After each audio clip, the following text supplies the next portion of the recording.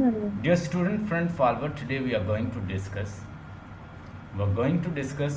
about Toni Morrison. We're going to discuss her life. We are going to discuss about the character. Toni Morrison as a feminist writer. We'll see that. So let's see. Let's discuss about her life. Toni Morrison आपको ये सामने नज़र आ रही है. She was a black novelist, black एक woman writer है और feminist थी. She used to portray the black feminist problem. So the problem related to black female she denotes through her character. So talk about one of her novel Beloved.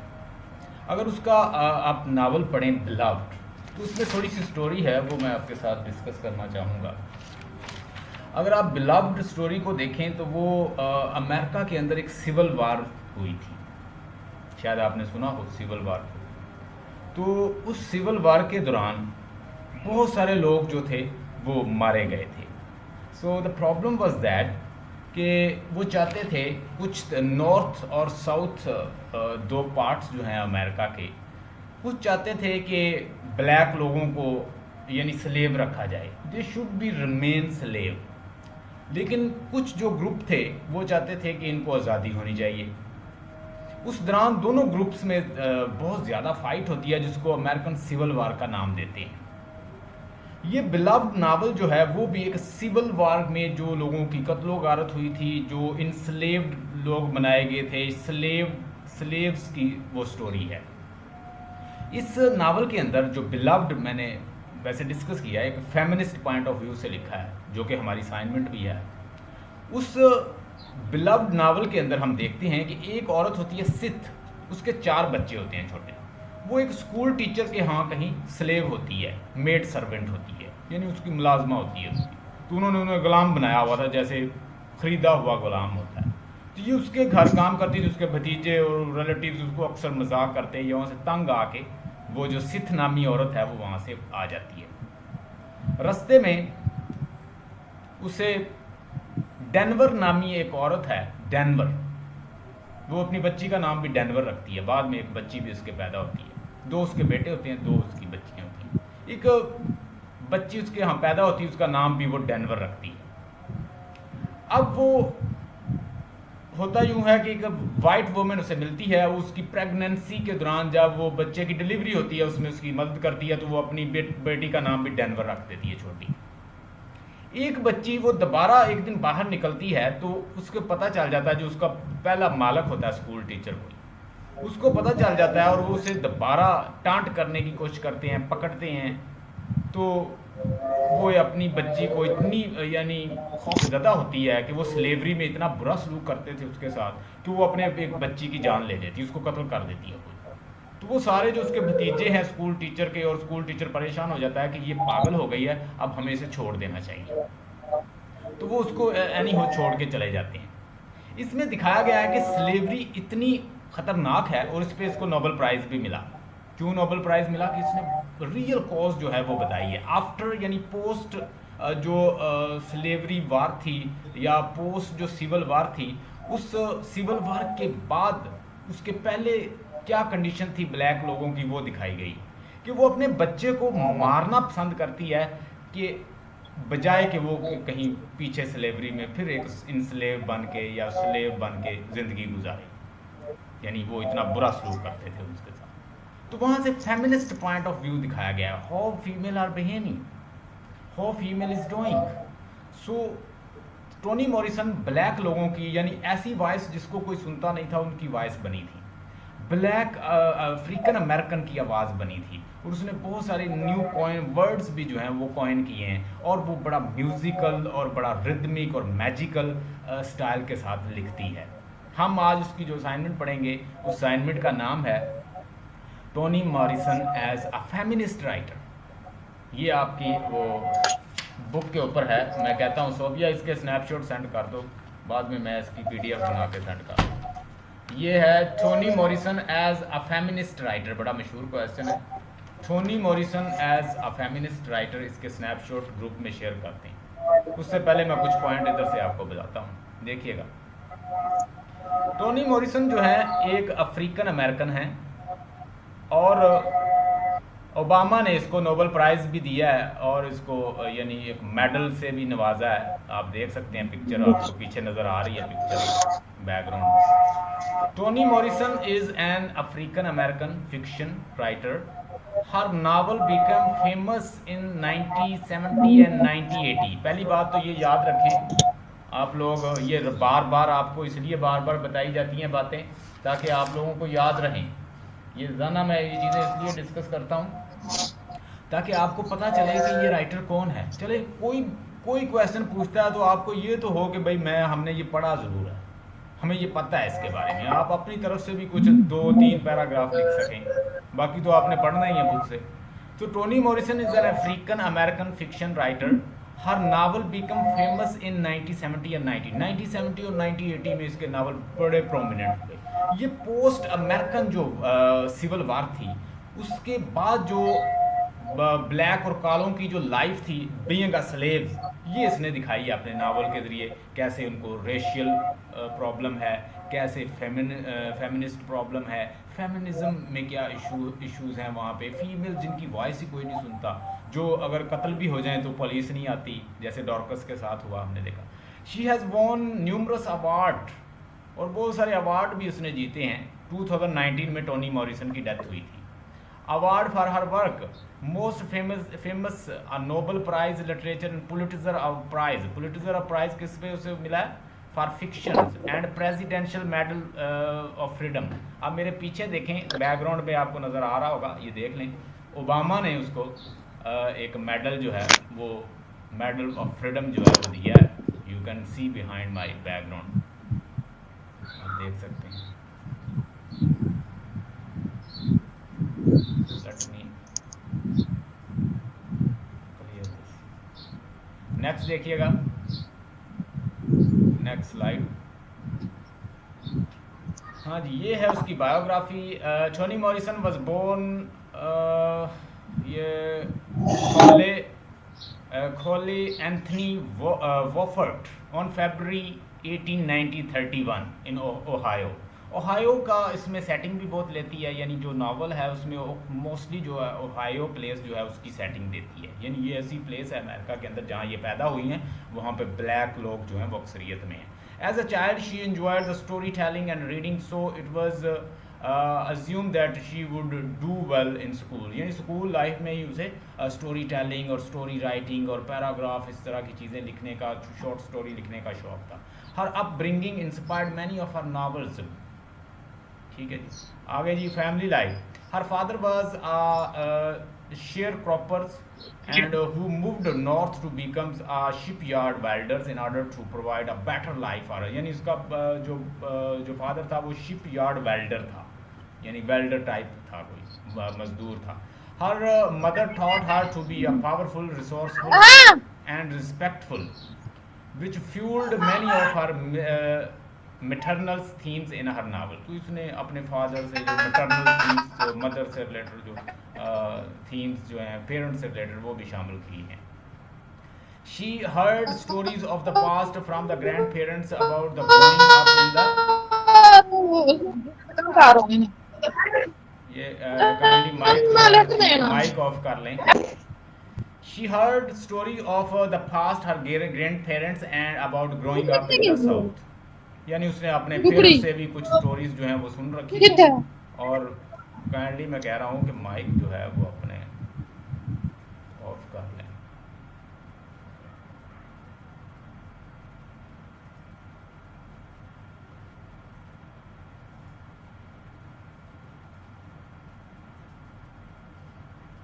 थोड़ा सा एहतियात किया करें। Her mother taught her to be a powerful, resourceful and respectful, which fueled many of her maternal themes in her novel। She heard story of the past from her grandparents and growing up in the south। मैं आपको इसकी assignment भी send कर दूंगा, वो भी देख लीजिएगा। She was a second of the 4 children। नीचे आए। Tony attended Howard University and received a BA in English in 1953। She received a master from the Cornells in 1955. Afterward, she taught at Texas Southern University in 1957 and returned to Harvard University. She married a fellow faculty member, Harold Morrison, and had 2 children. यानी इसके साथ जो काम करता था उसी से इसने हैरल्ड से शादी की और उससे इसके 2 बच्चे भी थे, लेकिन वो शादी जो है she had not she did not get a successful married life कोई सक्सेसफुल नहीं रही. They divorce in 1964 and she begins working as editor. फिर उसने एडिटर काम शुरू कर दिया करना. द ब्लूएस्ट आइज जो है, ब्लूएस्ट आइज भी इसका नावल है, सोला भी इसका एक नावल है, इसका बिलवड भी नावल है, ठीक है. पैराडाइज भी इसका एक नावल है. ये नाम याद कर लें, पैराडाइज, सोला, पैराडाइज, द ब्लूएस्ट आइज. और उसके अलावा ये हमने अभी जो जैज़ हमने पढ़ना है, जो हमने पढ़ लिया, बल्कि the bluest eyes of 1970, song of Solomon 1977 और बिलवड जो है 1987. ये सारे इसके नावल.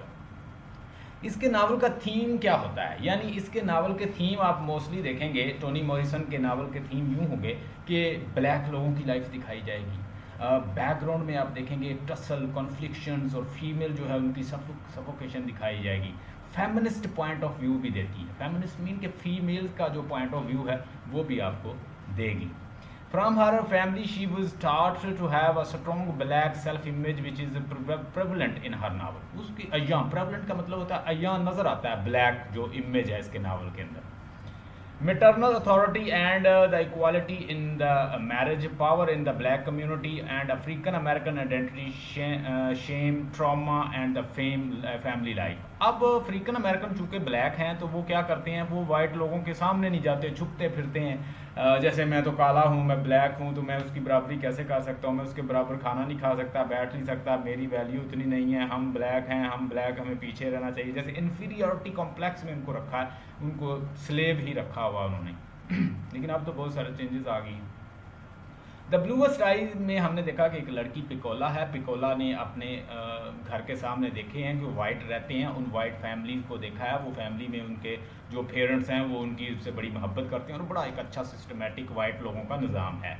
लेकिन वो उसका बाप ड्रंकर्ड है, माँ से लड़ता रहता है, इवन कि वो उसका पिकोला का रेप कर देता है. तो फिर वो प्रेग्नेंट हो जाती है, सफ़र करती है, माँ भी उसको डांटती है.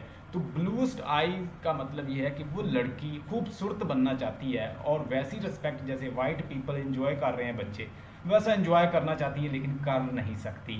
उसकी सफरिंग दिखाई गई है पिकोला की. She wrote this book because she wanted to write a book that did not exist at the time and she wanted it to be a book as she would want to read. अब देखिए कैसी उसने life दिखाई है कि ऐसी बातें जिनको कोई सुनता नहीं है उसने वो दिखाई है कि ब्लैक लोग वहाँ पे क्या क्या मसाइल है उनके इलाकों में. The book was continued from the short story Morrison had wrote earlier about the African American girl. African यानी अफ्रीका में जो अफ्रीकन जो अमेरिका के अंदर रहते हैं, यानी अफ्रीकन जो ब्लैक है ना तो वो वहाँ पे सेटल हुए हैं अमेरिका के अंदर. African American girls who wanted blue eyes means कि she wants to be white. She wants that she should also white and she wants to enjoy the same facilities that white people are enjoying. तो वो कहती है कि मेरी आंखें नीली हो जाएं, खूबसूरत हो जाएं और मैं खूबसूरत हो जाऊं. अब ब्लूएस्ट आई को थोड़ा सा और देखें तो ब्लूएस्ट का मतलब सैड भी बनता है, यानी वो पन जो वर्ड्स होते हैं वर्ड प्ले के through. The novel shows the problem of race and the class hierarchies related to the poor and black. They have internalized their inferior position from white cultures and do not believe anything else. Internalized racism. The bluest eyes. ये देखिए. The main character Piccola goes through many traumas including the racial shames. अब देखिए हमने जो अभी novel हमने जब अभी असाइनमेंट जो मैं आपको करवाऊंगा उस असाइनमेंट का नाम है फेमिनिस्ट. यानी हमारा राइटर जो टोनी मॉरिसन हमारी राइटर है, she is a feminist writer. तो मैं इसलिए आपको ये सारी चीज़ें बता रहा हूँ. ये नावल हमने उनसे पॉइंट उठा के देने के पिकोला फीमेल का पॉइंट ऑफ व्यू देती है ना. फेमिनिस्ट का मतलब होता है फीमेल का पॉइंट ऑफ व्यू. तो ये फेमिनिस्ट राइटर भी है. हम देखेंगे एक तो हमने वो द बिलवड से हमने लेना है करैक्टर कि उसमें सिथ नामी औरत अपने बच्चे को मार देती है, वो भी एक फीमेल का दिया है ना उसने, ब्लैक फीमेल का. अब यहाँ पे पिकोला जो ये भी फीमेल है तो हमने जिन जिन नावल में उसने फीमेल का डिस्कस किया है, हमने उसको एज अ फेमिनिस्ट राइटर साबित करना है। ठीक है, आप पॉइंट भले इधर से ले लें, असाइनमेंट में भी मौजूद है। The main character पिकोला goes through many traumas including the racial shaming. Racial shaming कि रेस, वो शेम फील करते हैं कि हम भाई इन्फीरियर लोग हैं। जैसे हम देखो ना, गरीब और अमीर का एक फ़र्क बनाया हुआ है। कुछ लोग जो हैं वो ख़ास जो होटल और रेस्टोरेंट में जाते हैं, तो हम गरीब लोग क्यों नहीं जाते? हम जो अक्सर गरीब होते हैं तो वो क्या कहते हैं, यार ये हमारे लिए नहीं बने, यानी ये अपर क्लास के लिए बने हुए हैं। ये जो होटल्स हैं, ये रेस्टोरेंट्स जो हैं, they do not belong to the lower class, they do not belong to middle class, rather they are specified for the upper class. तो जो हम शेम फील करते रहते हैं, वो शेम भी दिखाई गई है उसमें कि भाई हम तो ब्लैक हैं, we are inferior. And it shows that the girl like Pecola, she is totally involve in inferiority complex, एहसास कमतरी का शिकार नज़र आती है। Rejections and abuse from her mothers, sexual abuse उससे होता है। Her alcoholic and violent father, उसका वायलेंट फादर उसको सेक्सुअली अब्यूज करता है। And scapegoating by the members of the community, और मेंबर ऑफ कम्युनिटी भी उसे अच्छा नहीं समझते। जब वो बेचारी प्रेग्नेंट हो जाती है, सफ़र करती है, बच्चा उसका मारा जाता है, बच्चे की भी डेथ हो जाती है। Piccola ends up having to create an alternate identity because her true life is too difficult to bear. फिर वो अपनी एक अटर्नल, वो कहती कि मेरी ब्लू आइज हूँ ताकि मैं भी एक आइडेंटिफाई, यानी she shows the identification. There is no identification for the black people. Whatever they are doing, they don't have their identification. Even they don't have their motherland. उनकी मदरलैंड ही कोई नहीं है, वो जस्ट एज ए स्लेव हैं बेचारे। ये मैं बात कर रहा हूँ, बात वो कर रही है प्री जो सिविल वार है। सिविल वार से पहले की बात हो रही है, उस वक्त पहले ये स्लेव्स थे बेचारे। ये तो पोस्ट सिविल वार के बाद फिर इनको आज़ादी मिली अमेरिका की। सॉन्ग ऑफ सोलोमन जो है, ये भी इसकी बुक है, इससे में भी अगर वो फीमेल करेक्टर है तो वो देख लेते हैं। This novel revolves around the theme of the black masculinity, assimilations and black nationalisms, the search for African American roots is also large part of the book. इसमें भी वो नेशनलिज्म और वो असिमिलेशंस और ये चीज़ें जो है डिस्कस हुई हैं। उसके बाद जी सॉन्ग ऑफ सोलोमन जो है, इसको देख लीजिएगा। बिलव्ड मैंने अभी आपको बताई, मैं असल में आपको फीमेल पॉइंट ऑफ व्यू जो है ना वो दिखाना चाह रहा हूँ। I am going to show the female point of view, wherever female point of view in her novel we have to discuss. आज की असाइनमेंट जो हम डिस्कस करेंगे उसके अंदर हमने ये पॉइंट डिस्कस करने हैं। जैसे बिलव्ड जो है, बिलव्ड का मैंने बताया कि एक औरत है सिथ, उसके 4 बच्चे हैं और वो एक स्लेव थी। अब वो स्लेव जो है वो एक मास्टर स्कूल टीचर जो है उसके यहाँ एक स्लेव, उनकी एक मुलाजमा है, यानी वो खरीदी हुई मुलाजमा। वो उसके साथ बहुत बुरा सलूक करती है। इवन कि कुछ ब्लैक लोगों के साथ इतना बुरा सलूक किया जाता कि उनको बांध दिया जाता केज के अंदर, और वो बेचारे जब उनसे काम लेना होता तो काम ले लिया जाता। उसके बाद जैसे वो एक पिंजरे के अंदर किसी डॉग को या किसी जानवर को रखा जाता है, वैसे खाना डाल देते। तो इतना बुरा सलूक करते हैं कि जब वो वहाँ से दौड़ जाती है, अल्टीमेटली डेनवर नामी एक औरत उसकी डिलीवरी में हेल्प करती है, वो अपनी बेटी का भी नाम डेनवर रख लेती है। दोबारा फिर वो स्कूल टीचर उसको जब परस्यू कर लेता है और उसके भतीजे जो उसको टीज करते थे अक्सर, दोबारा जब वो उनको मिलती है तो वो मौत को तरजीह देती है, वो अपनी एक बेटी को कत्ल कर देती है बजाय कि उसको स्लेव बनाए। मैं इतना बुरा सलूक कर रहे थे उनके साथ। यहाँ पे हम ये डिस्कस करेंगे अगर फेमिनिस्ट पॉइंट ऑफ व्यू देंगे। The novel encapsulates the importance of the race of two African Americans. They have race to the African Americans. They have been labeled as the others, inferior, dirty and unintelligent. उनको inferior समझा जाता, उनको black समझा जाता, उनको dirty समझा जाता। Primal slavery is the forefront as it shows how internalized racism. Racism का मतलब क्या होता है? 2 रेस, जैसे अमेरिकन वाइट हैं वो बेचारे काले हैं, ये 2 रेस हैं, ये 2 नस्लें हैं। इसको कहते हैं रेसिज्म का concept. Racism affected the slaves. She shows the slavery in its harshest and the truest form because she does not want people to forget how much hurt and shame it cost. Beloved the main character Sethe, मैंने अभी बताया Sith नामी एक औरत है, उसके 4 बच्चे हैं और वो एक स्लेव वुमेन थी और वो वहाँ से भाग खड़ी होती है ताकि वो अपनी जान बचा ले इन लोगों से, वाइट पीपल से, जो कि एक स्कूल टीचर था, वो जुल्म करता था। The main character Sith is a slave mother who decides to kill her children and herself because her slave owners had found her. कि जो जब वहाँ से दौड़ती है दोबारा वो फाइंड कर लेता तो वो कहती मैं वापस नहीं जाऊंगी, ये इतना बुरा सलूक करते हैं जानवरों जैसा. I would rather kill my children and I will not go back. वो उसको कहते हैं पागल हो गई है, वो उसे छोड़ के चले जाते हैं.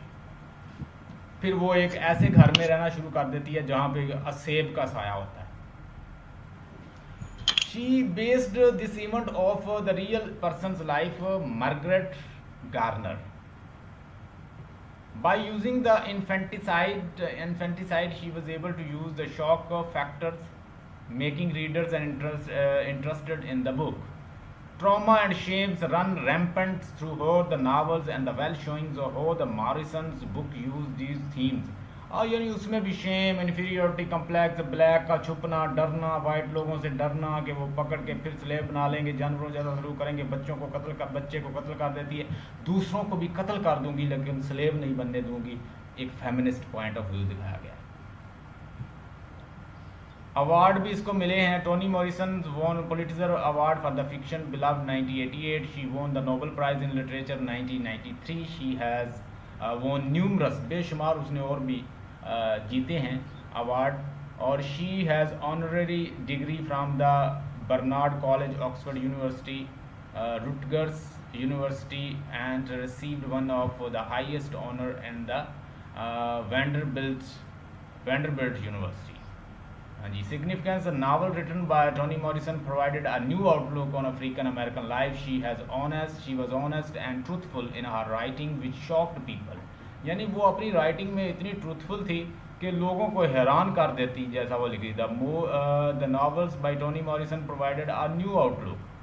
अमेरिकन लाइफ जो है अकालों की, ब्लैक लोगों की, जो कोई नहीं दिखा रहा था, यानी ऐसी वॉइसेस जिनको कोई सुन नहीं रहा था. शी वॉज ऑनेस्ट और truthful in her writing which shock the peoples but it gives her recognition she deserved. Being an African American woman novelist is the current society is very important to people everywhere. She has allowed for many to relate her books for others to be able to understand what people have gone through. वो दूसरे लोगों को भी कहती है कि मेरे जो मैंने बुक्स लिखी हैं इसके जो अगर कोई रेफरेंस देना चाहता है तो वो दे सकता है, यानी अलाउ करती है. यानी वो काम कर रही थी बेसिकली ब्लैक लोगों के लिए. उसके बाद जी her writing have inspired many African American women. और बहुत सारी वोमेन जो थी अफ्रीकन जो लिख नहीं रही थी, उसने जब लिखना शुरू किया तो दूसरे अफ्रीकन राइटर्स जो हैं उनके नाम भी हम डिस्कस करेंगे. जैसे उसमें एक नाम है एलिसन है, बेल्डमन है, इस तरह के काफ़ी राइटर्स हैं. वो राइटर भी फिर उसके बाद लिखना शुरू कर देते हैं. They have seen her success and know that they can do it. और उन्होंने कहा कि हम भी भाई काम करें, हम क्यों नहीं आगे जाते. In school, unfortunately, books written by women and men of the color rarely make it into the curriculums, and Toni Morrison has been able to change that. Her novels allow every person, regardless of the race or chance, to learn about the African American culture and the struggles that are prevalent in everyday life. लें जी, ये कोई उसने interview दिया, उसने कहा है कि उसने पूछा उससे टोनी मॉरिसन से कि जो आप इसके अंदर पेश करती हैं, आप तो काले लोगों के साथ ये मसला नहीं है, तो आप क्या दिखाती हैं. तो वो दिखाती है कि मैं असल में जो सिविल वार से पहले का जो कल्चर है अफ्रीकन अमेरिकन का वो दिखाती हैं. 2008 Morrison did an interview with the time magazine. She answered the 10 question from the people around the country. This was the one that I found most interesting. ये उसने बताया. Do you think that the young black females are dealing with the same self-acceptance issues today as your characters was the bluest eyes? क्या तुम bluest eyes में जो तुमने character create किया कि आज भी इस तरह की black औरतों को मसले. अब तो black औरतें वहाँ पे बड़े progressive हैं और वो हर progress में हिस्सा लेती हैं, बल्कि वो बड़ी intelligent हैं. No, not at all. वो कहती है when I wrote the book, the young women who read it like it, but were unhappy because I had a sort of exposed an area of the shame. लेकिन कहती है वो जो area, जो Shem का एरिया, जो Shem feel करते थे, अपने आप को ब्लैक कहना, पीछे हटना, ना आगे जाना, छुपाना आइडेंटिटी को और छुप छुप के वाइट लोगों से रहना, असल में वो कहती मैं ये दिखाना चाह रही हूँ कि we should not need to feel shame. Being a black mean we are different. ये तो अच्छा है ना कि मिसाल के तौर पर मेरे अंदर एक करेक्टरिस्टिक नहीं है, आपके अंदर है, तो मुझे खुश होना चाहिए कि मेरे अंदर आप जैसा तो नहीं, मैं थोड़ा सा डिफरेंट हूँ आपसे। सो being a different color, being a different color mean that you are different from other, you have a unique characteristic, उसको आप यूनिक समझ के एंजॉय करें। ये तो सोच है ना। In order to put more recognition on Toni Morrison and her accomplishment, I think that the school and the colleges should include her book in the curriculums. I had never heard of the Toni Morrison. वाकई वो इसके syllabus को शामिल करना चाहिए so that people may have idea of the Black African American. We started reading it in MA English. Before that we had an idea about it. So let's see. जो आज की असाइनमेंट है वो हम डिस्कस करते हैं, देखिएगा।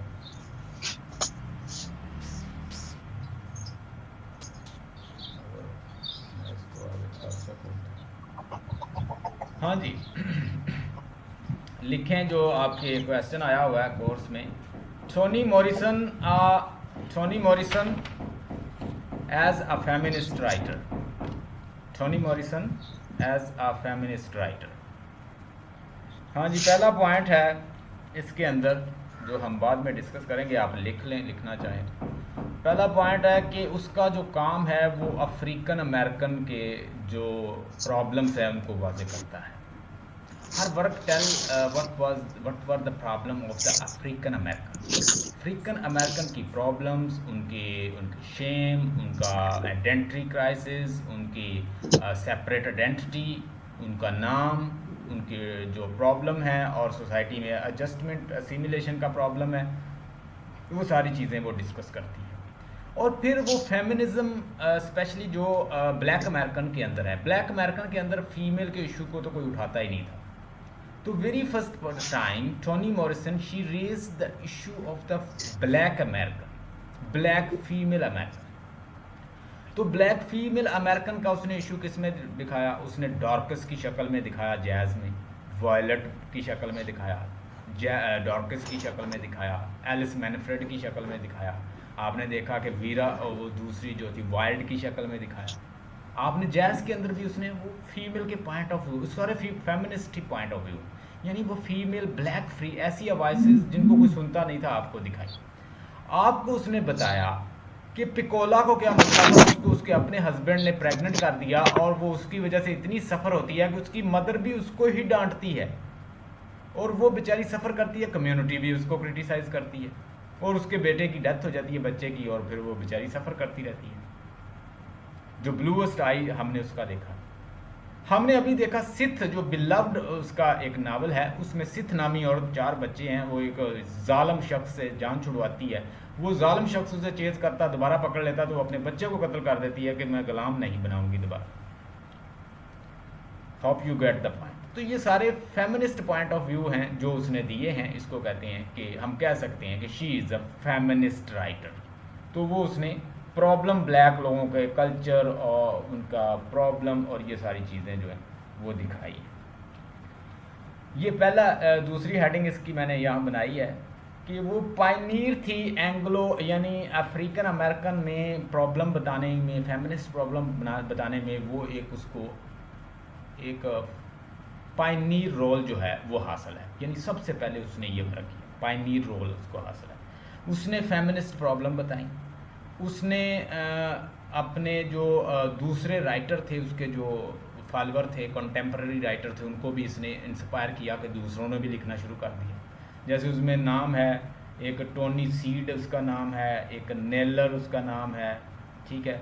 और इस तरह के जो दूसरे राइटर थे उन्होंने भी इसको फॉलो किया और उन्होंने कहा कि हम भी लिखेंगे, यानी उनमें ये लीडिंग रोल हासिल है इसको। उसके बाद she worked, her work accepted in 1994 और उसमें उसने इंटरव्यू में उसने बड़ा मेच्योर्ड वे से बताया कि what is the problem of the black African American. उसने इंटरव्यू दिए, लोगों को बताया, लोगों को एक्सपोज किया, the problem people facing specially black American, ये भी बताया। बिफोर मॉरिसन एक मेल राइटर था तो उसको उन्होंने क्या बैनिश किया हुआ था। बैनिश का मतलब होता है कि निकाल देना। वो लिखता था ब्लैक अफ्रीकन लोगों के लिए, तो अमेरिका वालों ने उसे कंट्री से निकाला हुआ था, यानी वो क्या था, बैनिश था बेचारा। तो वही लिखता था टोनी मॉरिसन से पहले। उसके बाद ये भी शामिल हो गई, इसने वो कंट्रीब्यूट किया, लोग ज़्यादा से ज़्यादा ब्लैक आते गए। मेल अफ्रीकन राइटर था, नावलिस्ट था, एसिस्ट था, जेम बेल्डवन। जेम बेल्डवन पहले मौजूद था और उसको भी उन्होंने बैनिश किया हुआ था, मुल्क से बाहर रह के कहीं लिख रहा था। उसके बाद रिचर्ड राइट था, बेल्डवन था, और उसके साथ साथ और भी कुछ थे जो लिख रहे थे। एलिस एलिस उसके बाद एलिसन था, और इस तरह के कुछ राइटर मौजूद थे। उसके बाद डिस्टर्ब्ड राइटर मिनट से बहुत सारे लोग जो थे, स्पेशली इस तरह के जो लोग थे, उनको जो लिख रहे थे उनको बहुत सारी प्रॉब्लम फेस करनी पड़ती थी। लेकिन Tony Morrison, she was not afraid at all. She started writing, and she even invited others, if they want to take a reference from her novel and they want to write or explain something, they can give reference. उसने ये भी कहा कि जो मैंने लिखे हैं novel, इनमें से आप नावल रेफरेंस भी दे सकते हैं। उसके बाद जो उस वक़्त के प्रोमिनेंट राइटर थे, राइट, एलिसन, बेल्डवन, ये सारे राइटर मौजूद थे। अफ्रीकन अमेरिकन गर्ल्स जो है उनकी स्टोरी इसने बताई अपने नावल के अंदर। अफ्रीकन अमेरिकन की फ़ीमेल की जो प्रॉब्लम्स हैं, उनकी स्टोरी, उसका सप्रेशन, उनके डिप्रेशन, उनकी सेंसिबिलिटी, और फोकस रखा उसने जो सारो और डिप्रेशन है अफ्रीकन अमेरिकन के ऊपर। द ब्लूएस्ट आइज़ जो है 1970 में जो इसने लिखा है, ये 1970 में ये पब्लिश हुआ है। इस वक्त इसकी 30 साल उम्र थी। टोनी मॉरिसन की एज उस वक्त 30 साल थी। इसने ब्लूएस्ट आइज़ लिखा। ब्लूएस्ट आइज़ में उसने दिखाया कि एक पेकोला नामी लड़की है, वो अपने घर के सामने देखती है कि वाइट पीपल जो हैं वो एक दूसरे से बड़ी मोहब्बत करते हैं। उन्होंने बिल्ली और कुत्ते रखे हुए हैं। बिल्ली कुत्ते जो हैं उन्होंने घर में रखे हुए हैं और बड़ी अच्छी लाइफ गुजारते हैं, और उनके पेरेंट्स जो हैं वो बड़े खुश हैं उनके साथ। जबकि ब्लैक पेरेंट्स हम देखते हैं, कोई नशा कर रहा है, कोई शराब पी रहा है, कोई ड्रंकर्ड है, कोई स्लेव है, कोई वर्क कर रहा है, और they are not having proper time to give to their children. और उन बेचारों के पास टाइम ही नहीं है अपने बच्चों को देने के लिए। और इवन हमने देखा कि ड्रंकर्ड और इस तरह के, और उसका अपना बाप जो है पिकोला का, उसको रेप कर देता है। जबकि ऐसी सिचुएशन वाइट बच्चों के साथ नहीं है। उसमें वो शेम फील करती है, इन्फीरियरिटी कॉम्प्लेक्स दिखाई गई है, फीमेल जो फील करती है वो सारी उसमें दिखाई गई है। द ब्लूएस्ट आइज, ये भी आप लिखेंगे। उसके बाद 16 जो है, 16 जो पब्लिश हुआ 1973 में, ये स्टोरी है दो फ्रेंड की। उसके बाद ब्लैक जो है कम्युनिटी के दो फ्रेंड हैं, उनकी स्टोरी। सॉन्ग ऑफ सोलोमन जो है वो 1977 में, और ठार बेबी जो है 1981 में इसने लिखा। बिलव्ड जो है वो हमने देख लिया कि 4 बच्चे थे, मैंने बताया उसमें से एक बच्चे को वो महज इसलिए किल कर देती है, वो उसको गुलाम नहीं बनाना चाहती, वो हमने देखा। तो उसने नए नए फिर वर्ड भी कॉइन किए। कॉइन का मतलब होता है बनाए हैं। एक उसने वर्ड बनाया अफ्रीकन अमेरिकन को, उसने क्या अमेरिकन अफ्रीकन बना दिया, उसने अमेरिकन अफ्रीकनिज्म कर दिया। ठीक है जी, अमेरिकन अफ्रीकनिज्म। उसके बाद जैज़ जो है उसके अंदर हम देखते हैं ऐसी वॉइस दिखाई गई है जो अनहर्ड। मिसाल के तौर पर वायलट जो है, वायलट ऐसी क्यों है? अब मैं मिसाल के तौर पर वायलट को मैं ये कहता हूँ कि वो इतनी ख़तरनाक, इतनी वायलेंट किस्म की औरत थी। एक नाइफ लेती है और मुंह जो है पूरा स्लाइस उसके मुंह पे मार देती है डेड बॉडी की। अब वो इतनी वायलेंट कैसे बनी?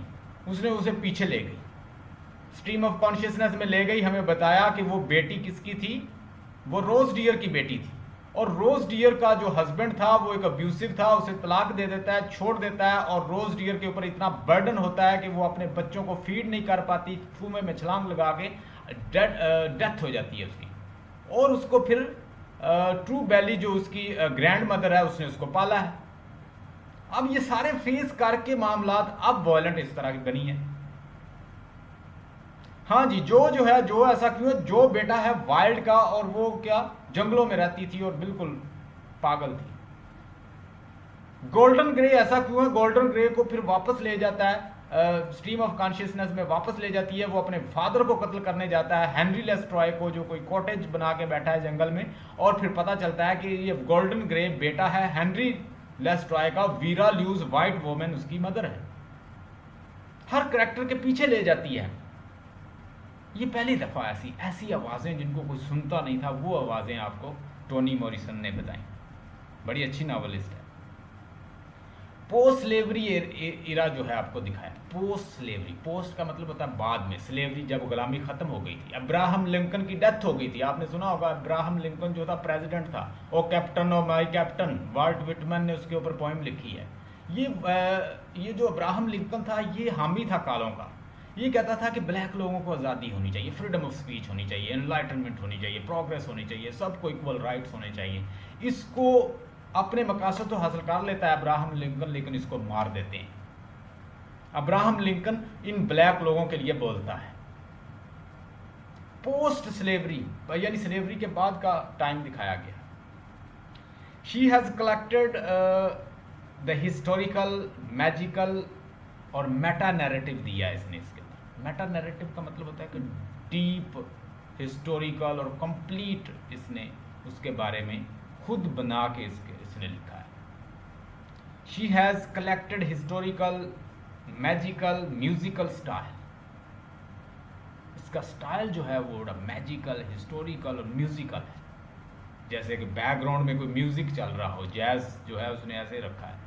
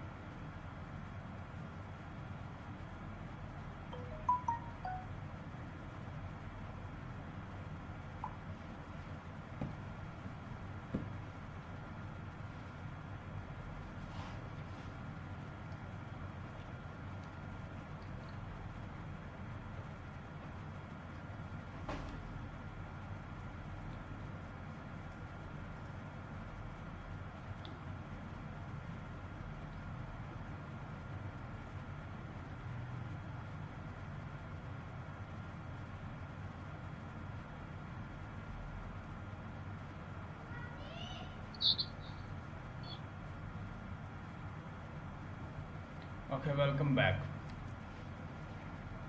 देखिएगा, यही चीज़ें जो हमने डिस्कस की हैं मैं उनको ही आपके साथ डिस्कस करूँगा। असाइनमेंट को आप ऊपर देखेंगे, स्नैपशॉट मैंने आपको सेंड कर दिए हैं। मुश्किल अल्फाज के मानी जो है वो मैं साथ साथ बताता जाऊँगा, कुछ लिखे भी हुए। The work of the Toni Morrison present conglomerations. Conglomeration का मतलब लिखें collections, group of many different things gathered. जब बहुत से लोग जो हैं वो इकट्ठे होते हैं डिफरेंट किस्म के या डिफरेंट ग्रुप की चीज़ें जो है इकट्ठी होती हैं, उसको कॉन्ग्लोमरेशन कहते हैं। टोनी मॉरिसन का जो वर्क है वो प्रेजेंट करता है कॉन्ग्लोमरेशन ऑफ द डिफरेंट थीम्स, उसके मुख्तलिफ किस्म के थीम। कॉन्ग्लोमरेशन का मतलब लिखें कलेक्शन ऑफ थीम, मुख्तलिफ किस्म। However, the overarching themes concern throughout the इसकी प्रोनाउंसिएशन है आ का मतलब लिखें वर्क ऑफ राइटर, यानी throughout her work is with, इसका वर्क ही लिखें throughout her work is with issue of Africa, यानी उसका जो मुकम्मल वर्क है वो किससे रिलेटेड है, वो इशू अफ्रीका के इशू के मतलब है, अफ्रीकन लोगों के इशू के मतलब है जो अमेरिका में बैठे। American female identity in the contemporary world, her novel offer complex examination of the problem with in the African American community. America के अंदर जो अफ्रीकन कम्युनिटी है उनके मसले मसाइल। आगे, power dynamic between the men and the women and issue of the racism in relation between the black and the white America, black और white America के जो इश्यूज हैं। Morrison's primary interest lie within the experience of the African American women whose quest for the individual identities are intertwined with the community and their cultural history. Her fictions are self-consciously concerned with myth.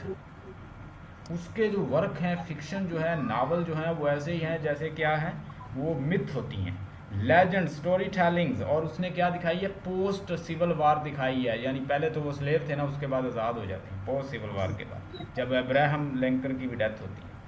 Her fictions are self consciously concern with myth, legend, storytelling and the moral and the oral traditions as well as with the memories, histories and the historiography, and have thus been recognized as the post-modern meta-narrative. Meta-narrative का मतलब लिखें history to the present story, यानी history और present दोनों को मिला के study करना, उसको कहते हैं मेटा नैरेटिव। वो हिस्ट्री भी बताती है और प्रेजेंट भी। Before Morrison, we find no female author who had depicted the issue concerning Afro-American community so avidly. यानी उससे पहले किसी ने भी इस तरह की खुल के बातें नहीं की। Avidly का मतलब होता है वाज़े। After Morrison, many writers tried their skills in this arena, and some of the authors that come to the limelight, जो यानी अटेंशन हासिल करते हैं राइटर, उनमें कौन है, अंडर हर स्टूवर्डशिप वर एलिस वॉकर, यानी इसके नीचे जो इसको फॉलो करते हैं वो कौन से हैं, Alice Walker, Gayls Jones, Gloria Naylors और टोनी केट्स, बेम्बेरा।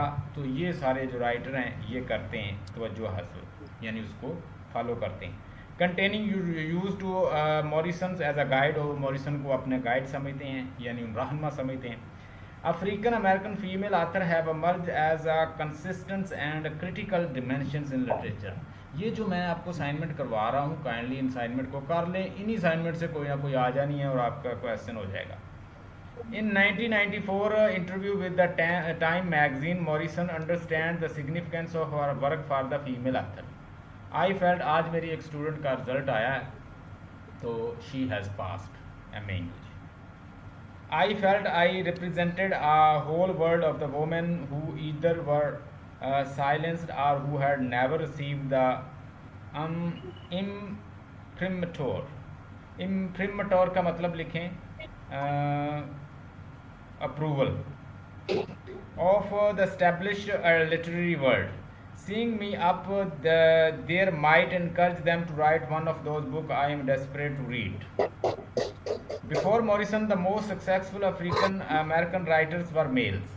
अब मॉरिसन से पहले जो बड़े प्रोमिनेंट राइटर थे वो ज़्यादातर मेल थे, और एक मेल जो था वो उसे बैनिश किया हुआ था, वो बेचारा बाहर बैठ के लिख रहा था. For example, the work of the acclaimed African American writer, novelist, and the essayist James Baldwin had tremendous literary impact in the 15th and the 16 यानी 50-60 में उसने अच्छा लिखा था. उसके बाद racial themes were explored as they had never been before in the books Nobody Know My Names and Go Tell It on the Mountains. Eventually, Baldwin felt uncomfortable living as a second-class citizen in the United States and become an expatriate who lived and worked from Paris. अब वो क्या होता है, उसे देश से अब यानी अमेरिका से निकाल दिया जाता है, वो पेरिस जाके सेट हो जाता है. वो कहता है कि मुझे यहाँ सेकंड सिटीजन समझा जा रहा है, तो he left. Richard Wright, Baldwin's predecessor was also an expatriate, यानी उसके जो फोर फादर थे, प्रीडिसेसर थे या उससे बड़े राइटर थे जिनको वो फॉलो करता था, वो भी बेचारे एक्सपेट्रिएट ही रहे हैं, बैनिश्ड रहे हैं, बाहर रहे हैं मुल्क से. Beginning with the autobiography Black Boy in 1947, Wright continued with The Outsider, Uncle Tom's Children, and the most important work, Native Son. Ralph Ellison wrote only one book, yet Ellison Invisible Man won a National Book Award in 1952. ये सारी किताबों के नाम. And this allowed him to join the rank of the male author successful at depicting the enfranchisement of the African American in the United States. जब ये उन्होंने लिखा तो उनको भी एक आइडेंटिटी मिली. Morrison is recognized as the most distinguished African American novelist since I write. Allison's and the Baldwins. In her work as author, Morrison wanted to continue to broaden the perspective of the American literature by telling the stories she felt were never told, the story about the African American girls and women and the racial and the social pressure they face. She wanted to write about the people with the sensibility of the culture she grew up in. The Morrison wanted her work to focus on the joys and the sorrow of the life. अब African American जो हैं, Americans जो हैं, उनके problem, मसले मसाइल जो पहले नहीं बताए जा रहे थे, अनहर्ड स्टोरी थी, अनटोल्ड स्टोरी थी, तो उसने वो बताई. She wrote her first novel when she was 30, the bluest eyes, यानी वो 30 साल की थी जब उसने ब्लूएस्ट आइस लिखा. पब्लिश इन 1970, जो 1970 में पब्लिश हुई. Is about the black girl who feels. अब देखिए, हमने फेमिनिस्ट पॉइंट ऑफ व्यू बताना है और राइटर बताने जो फीमेल लिख रहे थे उस वक्त. उसके बाद जी, in about the black girls who feel she has no beauty, उसकी कोई खूबसूरती नहीं थी और वो क्या कहती थी कि मैं भी उन जैसी हो जाऊँ. If only her eyes were blue and her skin was a white then she could be someone who could be loved. अगर उसकी आंखें नीली हो जाएं और वो खूबसूरत हो जाए, वाइट हो जाए, तो फिर ही लोग उसे प्यार करेंगे. The book received respectable attention. The Bluest Eye became the first of many of the Morrison exploration into the identity, self-esteem, impact of the racial discrimination on what she believes to be the most vulnerable women and children. Sula भी इसका work है. Sula published in 1973 show the two friends, black and females, and how they fit and don't fit into the community. With the publication of Song of Solomon in 1977, and Morrison won critical and commercial success in the National Book Critics Circle Award. By the Times, her next novel, Tar Baby, was due in the bookstore in 1981. She was featured on the cover of the Newsweek. यानी लोग इसको बड़ा पसंद करने लगे, wait करते कि next novel कब आएगा. हर expanding on the theme of the telling story untold, यानी वो ऐसी स्टोरी बताती जो अनटोल्ड होती, पहले किसी ने ना बताई होती. अमेरा अहमद का नाम आपने सुना होगा, आजकल वो लिख रही है. It is said that her book Beloved was written in memory of the million of the life lost during the slavery. The plot center around the ex slave यानी वो गुलाम थी और उसका नाम सिद्ध था. उसके 4 बच्चे थे. वो उसको लेके बाहर दौड़ती है, वो उसका पीछा करते हैं, पकड़ लेते हैं. वो अपने एक बच्चे को कत्ल कर देती है कि मैं स्लेव नहीं बनने दूँगी. Who would rather kill her own children ran risk that they be enslaved. The ghost of the Sethe dead child tries to remain close to, फिर उसका बच्चा जो है वो गोस्ट बन के आ जाता है, जिन भूत बन के, to remain close to her mother's and wreak the havoc when she can't. All of the characters in beloved Morrison Pulitzer Award winning novels try to recover from the personal and the collective indignation of slavery. I was trying to make it a personal experience, say Morrison, in the question and answer interview with the Time magazine. The book was not about the institution, slavery with the capital South. It was about the anonymous people called slaves. What they do to keep on, how they make a life, what they are willing to risk, however long it lasts, in order to relate to one another. That was incredible to me. She says in 1992, Morrison published Playing in the Dark, a collection of other Harvard lectures. In this section, she coins a new term. उसने एक नया word भी बनाया. क्या बनाया? Once again, reinventing already establishing concept. She teaches the humanities course and changes in the term African American. उसने African American को क्या कह दिया? अमेरिकन फ्रीकनिज्म. ये नया वर्ड उसने बनाया, कॉइन किया. This same years she also published Racing Justice and Engendering Powers essay on the controversy surrounding the Clarence Thomas Supreme Court in confirmation hearing. यानी उसने ये ऐसे वगैरह भी लिखे.